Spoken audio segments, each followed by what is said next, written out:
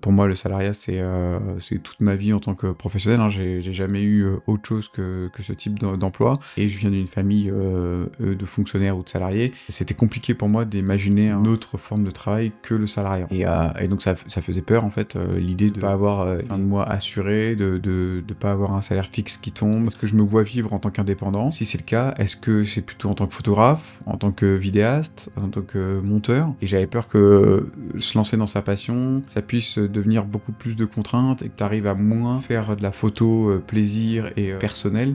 Et du coup, tu reviennes à faire vraiment uniquement de la photo pour des prestations. Et donc l'idée, c'était de trouver une formation qui me permette de monter en compétence sur le montage pur, de monter aussi en compétence sur toute la partie narration, donc comment on crée une intro qui te donne envie de regarder 20 minutes de vidéo, comment on va chercher des arcs narratifs dans des vidéos, pour créer du suspense, pour donner envie de regarder jusqu'au bout, et aussi comment on va derrière essayer de se vendre et construire une marque personnelle et une présence personnelle sur les réseaux pour chercher des clients et pour se vendre. Si je m'attends à gagner 10 000 € dans un mois en faisant des shorts alors que je sais pas techniquement faire, que je sais pas faire de narration et qu'en plus de toute façon c'est pas réaliste au niveau des objectifs financiers, l'idée c'était d'avoir quelqu'un pour valider ou pas mon projet et est-ce que c'était réalisable dans les mois qui arrivent ou dans les 6 mois ou dans l'année suivante. En fait, c'était aussi de m'accompagner là-dedans. Je vois beaucoup